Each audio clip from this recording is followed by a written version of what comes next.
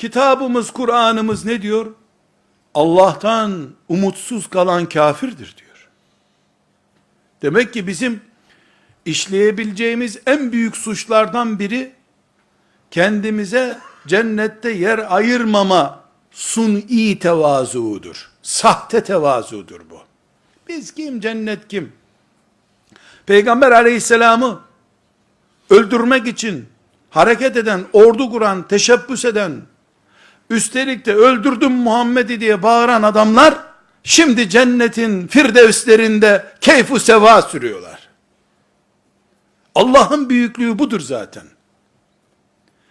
Çocuklarımızı cennet şımarığı olarak yetiştirme hakkımız yoktur. Cehennem ötlekliğinden namaz kılamayan çocuk yetiştirme hakkımız da yoktur.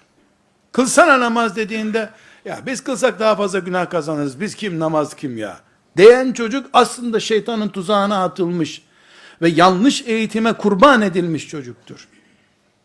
İblis akıllanıp tövbe edecek olsaydı Allah ona bile kapısını açmıştı.